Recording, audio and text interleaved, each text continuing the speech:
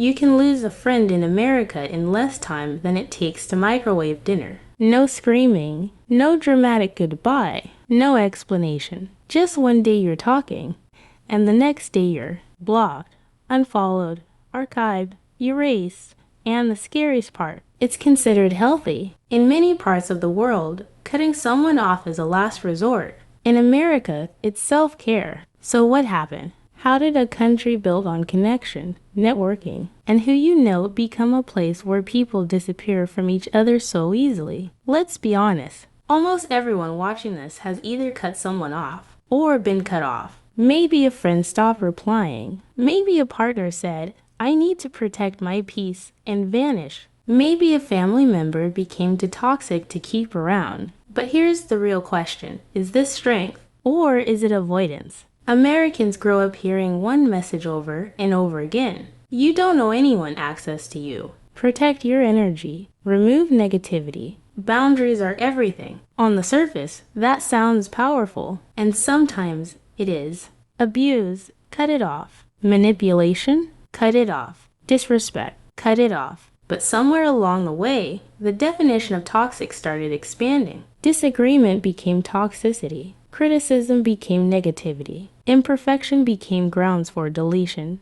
And that's where things get complicated. America is deeply individualistic. From childhood, people are taught independence is survival. Move out at 18. Be self-sufficient. Don't rely on anyone. Build your own life. Reinvent yourself if needed. Relationships become optional, not foundational. In collectivist cultures, relationships are part of identity. In America, identity is separate from relationships. You are you, not someone's daughter, cousin, childhood friend, or neighbor. You are your own brand, and brands rebrand. If someone doesn't fit your current version, they get removed. Have you ever noticed how often Americans say, "I've outgrown them"? Outgrown, as if relationships are clothes, as if people are seasons, as if loyalty has an expiration date. Now let's talk about therapy culture. Americans are incredibly comfortable with psychological language. Words like boundaries, trauma, gaslighting, narcissist,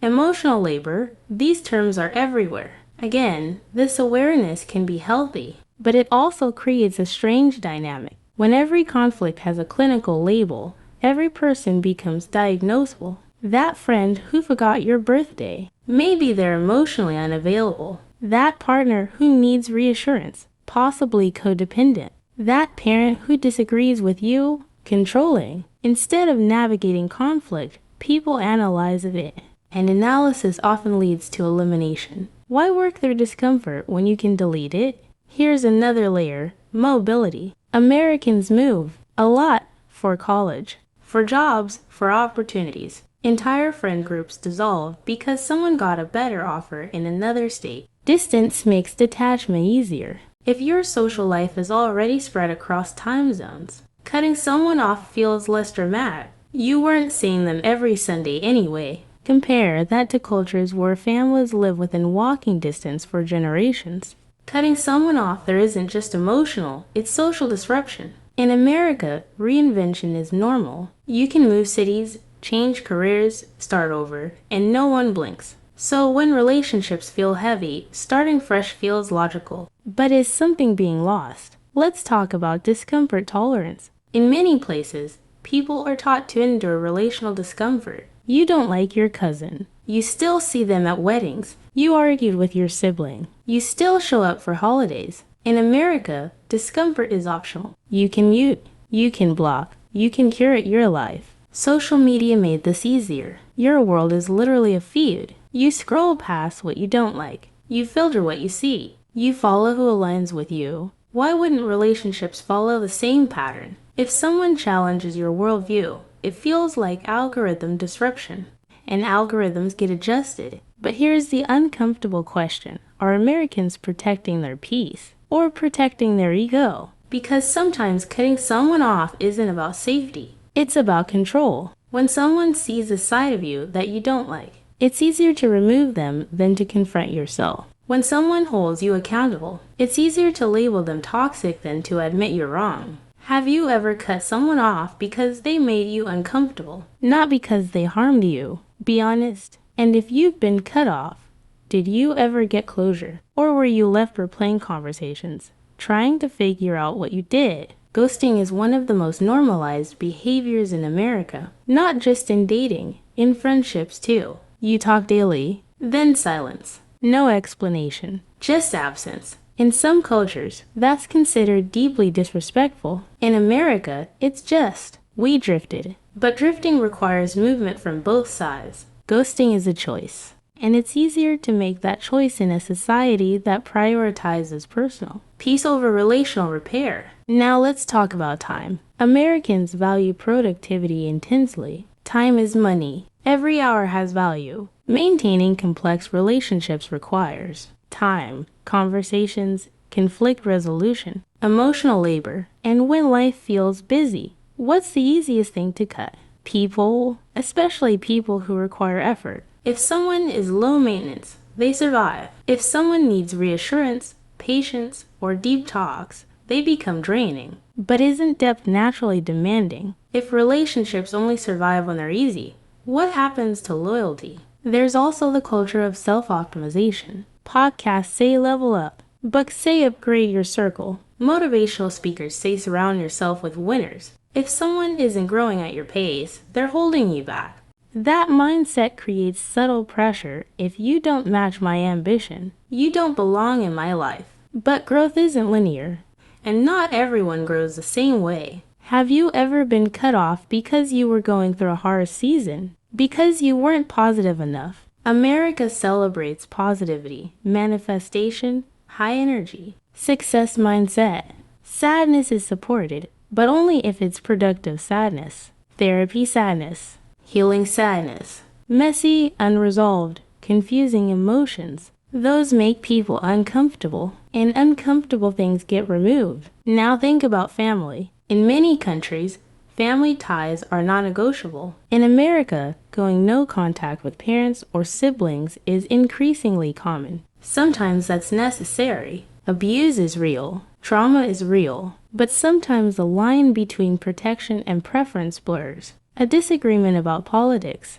a lifestyle choice, different values, and suddenly it's, I can't have that energy in my life. Is disagreement the same as danger? Or has emotional comfort become the highest priority? Let's flip it. Maybe Americans cut people off because they've been hurt too much. Maybe vulnerability feels risky. If you grew up watching divorces, unstable friendships, broken promises, maybe detachment feels safer. Cut first before you get cut. Block before you're blocked. Is it empowerment or preemptive defense? Dating culture plays a huge role too. Options are endless. Apps make people feel replaceable. If someone annoys you, there are hundreds more. When abundance meets low tolerance for inconvenience, commitment weakens. And that mindset seeps into friendships. Why work through a misunderstanding when you can meet someone new who agrees with you more? But deeper bonds are formed through repair, not perfection. If every relationship must feel aligned all the time, do any relationships become resilient? Resilience comes from friction. Iron sharpens iron, but friction in American culture is often interpreted as incompatibility, and incompatibility equals exit. Here's something else: identity politics and polarization. The U.S. is deeply divided, politically, socially, culturally. When beliefs become identity, disagreement feels like betrayal. Cutting someone off becomes a moral stance. You voted differently. I can't associate with you. In some cases, that's about values. In others, it's about social signaling. Publicly cutting someone off proves loyalty to your tribe. But does that deepen division? And what happens when families split over ideology? Does protecting your peace justify permanent distance? Or are bridges burning too quickly? There's also the American love for clean endings. Closure, finality, moving on. Cutting someone off provides clarity. It feels decisive. Ambiguity is uncomfortable. But relationships are rarely clean. They're messy, evolving, layered. Eliminating someone simplifies the narrative. They were toxic. I grew. End of story. But real stories are rarely that neat. And then there's pride. Apologizing is hard. Admitting fault is harder. Working through conflict requires humility. Cutting someone off requires none. It only requires a decision. So which takes more strength? Staying and working through pain, or leaving and protecting your space? And does the answer change depending on the situation? Here's something most people won't say out loud. Cutting someone off gives you power. You control access. You decide who sees you. You become the gatekeeper of your world. That feels empowering. But if you cut enough people off, eventually your world gets smaller, and loneliness in America is rising. Is there a connection? When relationships become conditional on constant alignment, how many survive long term? How many childhood friendships last into adulthood? How many disagreements get resolved instead of archived? And what does this teach the next generation? Children watching adults block, unfollow, and detach. What do they learn about conflict? Do they learn communication or avoidance? Let's not romanticize suffering. No one should tolerate abuse. No one should stay in harmful dynamics. But maybe the conversation isn't about extreme cases. Maybe it's about the everyday moments. The friend who forgot to check in. The partner who said something insensitive. The sibling who doesn't fully understand you. Do those moments require deletion or dialogue? If cutting someone off is always framed as empowerment, who benefits from reconciliation? Are Americans becoming emotionally stronger or just more selective? Is selectiveness wisdom or fear? If you cut someone off, do you ever think about them? If someone cut you off, do you wish they had talked to you first? And here's the hardest question of all. Are we mistaking boundaries for walls? Boundaries say, this behavior hurts me. Walls say, you no longer exist. Which one are we building? Maybe Americans cut people off easily because starting over is part of the national identity. The country itself was built on separation, breaking away, reinvention, freedom. Freedom from old systems, old traditions, old ties. But freedom without responsibility can become isolation. And isolation, over time, becomes loneliness. The paradox is this. Americans are more connected digitally than ever, and more disconnected emotionally. It's easy to add. It's easy to remove. What's hard is staying. Staying when someone disappoints you. Staying when you disappoint someone else. Staying long enough to rebuild trust. So maybe the real question isn't why Americans cut people off. Maybe it's this. Have we forgotten how to repair? And if repair feels foreign, who taught us that leaving is easier than mending? What do you think? Is cutting people off strength? Or is it the new socially acceptable way to avoid discomfort? Have you ever regretted cutting someone off? Or do you believe protecting your peace should always come first? I want to know, when was the last time you chose conversation over cancellation? And if you haven't, why not?